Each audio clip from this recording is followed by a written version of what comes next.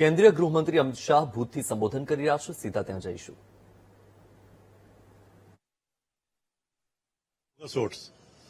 one address so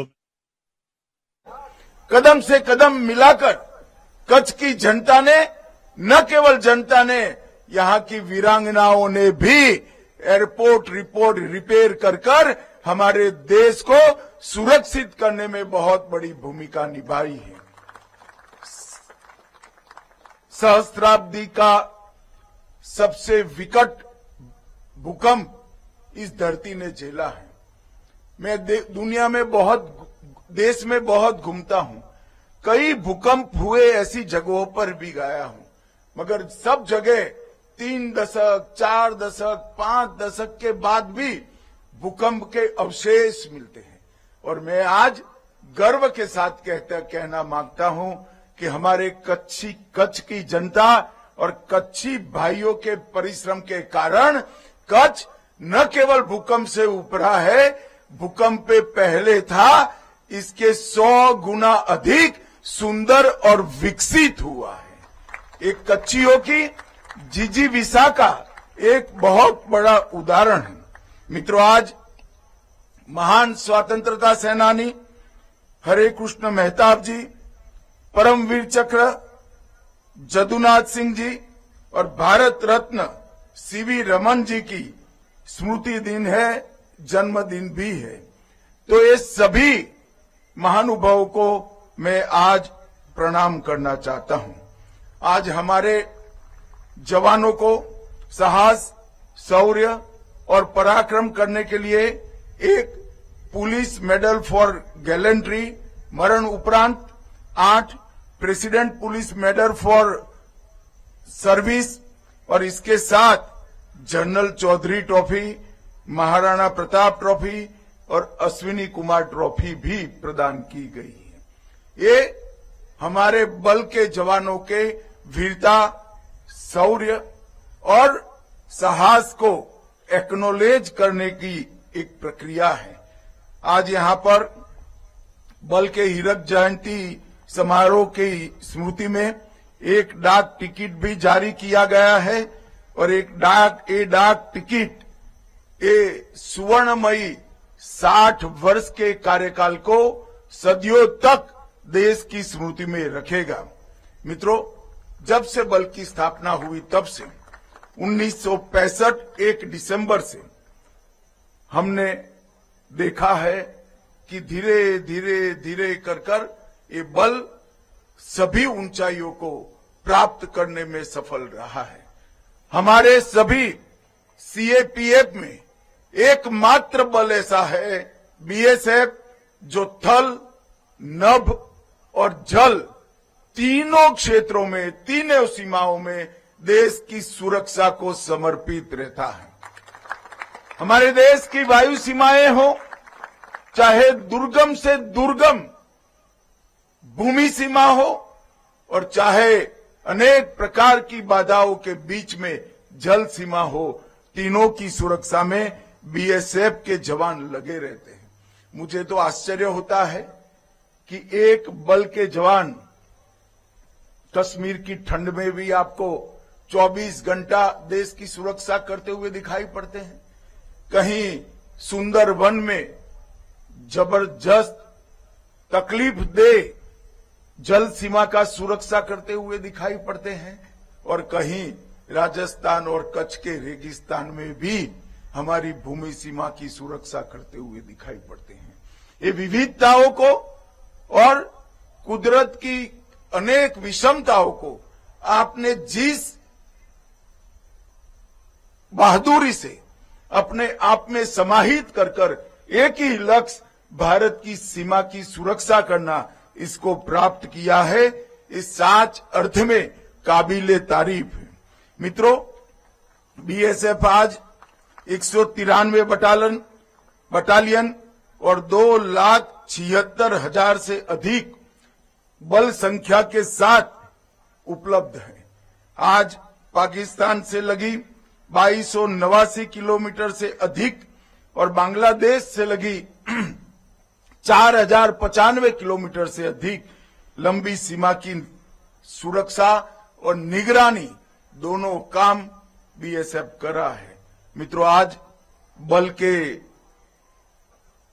हीरक जयंती समारोह के अवसर पर मैं कहना चाहता हूं कि अगला एक साल बीएसएफ और भारत सरकार दोनों, हमारा अगला एक वर्ष बीएसएफ की अगले स्थापना समारोह तक का वर्ष बल के जवानों और बल के जवानों के परिजनों को, इनके कल्याण को समर्पित वर्ष रहेगा। इसमें बीएसएफ और भारत सरकार का गृह विभाग इसको अनेक योजनाओं के साथ समर्पित जवानों के परिवार की और स्वयं जवानों की हर प्रकार के कल्याण की चिंता करेगा।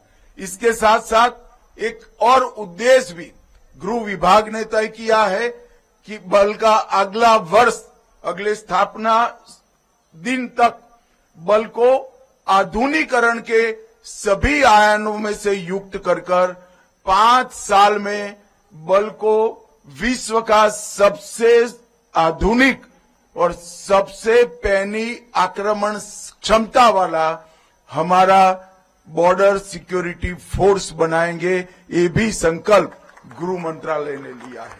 ये दोनों विषय में आने वाले दिनों में हम अनेक योजनाएं लेकर बाहर आने वाले हैं और मैं आज बीएसएफ के जवानों को और विशेषकर जिन्होंने अपने बेटे को, अपने पति को, अपने भाई को -46 डिग्री से 50 डिग्री तक के तापमान में देश की सुरक्षा के लिए भेजा है, वो सभी को, इनके परिजनों को मैं आश्वस्त करना चाहता हूं कि प्रधानमंत्री नरेंद्र मोदी जी के नेतृत्व में भारत सरकार आपके कल्याण के लिए कोई कमी नहीं छोड़ेगी, कोई कसर नहीं छोड़ेगी। मित्रों, अभी अभी पहलगांव में हमारे यात्रिकों पर कायराना हमला पाक प्रेरित आतंकवादी समूहों ने किया। हमारे यात्रिकों को निर्ममता से धर्म पूछकर मारा। देश के प्रधानमंत्री जी ने तय किया कि इसका मुंह तोड़ जवाब दिया जाएगा और जब ऑपरेशन सिंदूर कर हमने जवाब दिया, हमने तो सीमित ही जवाब दिया था, परंतु पाकिस्तान ने आतंकवादियों पर हमारे हमले को अपने पर का हमला मान दिया और जब पाकिस्तान की सेना हरकत में आई, बीएसएफ के जवानों ने उनको जवाब देने में कोई कसर नहीं छोड़ी, कोई कसर। कुछ ही दिनों में बीएसएफ और सेना के पराक्रम के कारण पाकिस्तान ने एक तरफा संधि की घोषणा की और इसके कारण समग्र विश्व के अंदर ये निश्चित हो गया कि भारत की सीमा और भारत के सुरक्षा बलों के साथ छेड़खानी नहीं करते हैं, वरना नतीजे भुगतने पड़ते हैं। मित्रों, जैसे मोहम्मद हिजबुल मुजाहिदीन और लश्कर तोयबा के 9 स्थानों पर स्थापित मुख्यालय, ट्रेनिंग कैंप और उनके लॉन्च पैड्स को समाप्त करने का काम हमारी सेना ने किया और इस ऑपरेशन का उद्देश्य आतंकवाद का खात्मा, हमारे नागरिकों की सुरक्षा और सीमावर्ती क्षेत्रों की सुरक्षा था। और इस ऑपरेशन के दौरान सब इंस्पेक्टर मोहम्मद इम्तियाज अहमद और हमारे सिपाही श्री दीपक जी शहीदी को प्राप्त किए और एक अद्वितीय वीरता का परिचय दिया है। मैं आज वो दोनों हमारे वीरों को मनपूर्वक श्रद्धांजलि देना चाहता हूं। मित्रों, नक्सल प्रभावित क्षेत्रों में भी बीएसएफ की अनेक उपलब्धियां हैं और आज मैं कहना चाहता हूं कि हमारे सभी सुरक्षा बलों के साझे पराक्रम के कारण वो दिन दूर नहीं जब ये देश नक्सल समस्या से हमेशा के लिए मुक्ति प्राप्त कर लेगा। हमारा संकल्प है कि 31 मार्च 2026 तक इस देश को नक्सल समस्या से हमेशा के लिए मुक्त कर हमारे आदिवासी भाइयों बहनों के विकास का रास्ता हम साफ कर देंगे, प्रशस्त करेंगे। और एक बहुत बड़ा क्षेत्र जो सपना देखते थे हथियारी नक्सलवादी, तिरुपति टू पशुपति के रेड कॉरिडोर का, वो पूरा कॉरिडोर सुरक्षित भी होगा और विकास के लिए सुनिश्चित होकर बाकी के भारत की तरह विकास में आगे बढ़ेगा। उसमें बीएसएफ ने छत्तीसगढ़ में 127 माओवादियों का आत्मसमर्पण कराया है, 73 माओवादियों को गिरफ्तार किया है और 22 माओवादियों को बीएसएफ ने न्यूट्रलाइज भी किया है।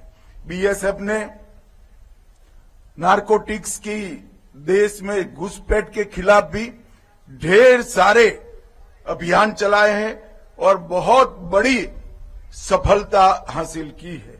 12,95,000 करोड़ रुपए का कीमत का नारकोटिक्स बीएसएफ ने जब्त किया है और 18,000 किलोग्राम, ये बहुत बड़ी उपलब्धता है मित्रों।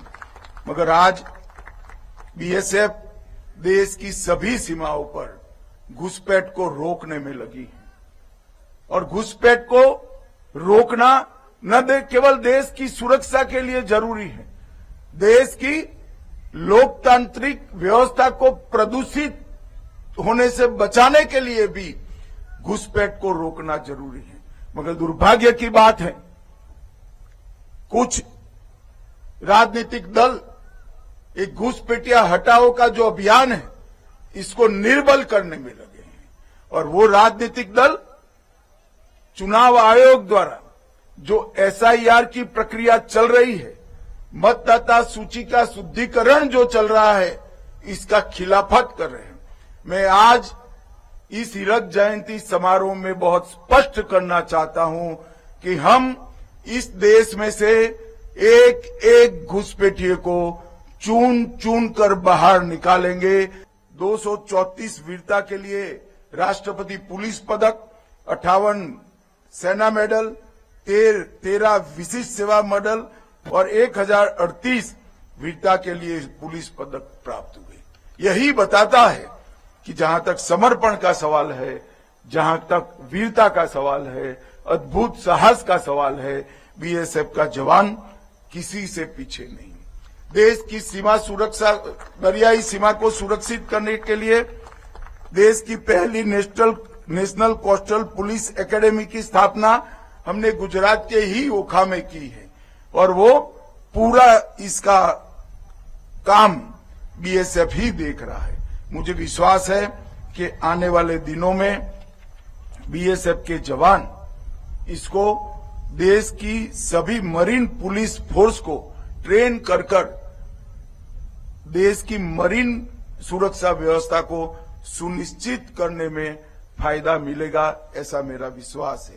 ग्वालियर में ड्रोन स्कूल स्थापित किया है, ड्रोन फोरेंसिक लैब भी स्थापित की है और इसके माध्यम से ड्रोन की समस्या से निजात पाने के लिए भी तकनीक का सपोर्ट लेकर किस प्रकार से देश को हम सुरक्षित कर सकते हैं, इसमें भी बीएसएफ का बहुत बड़ा योगदान है।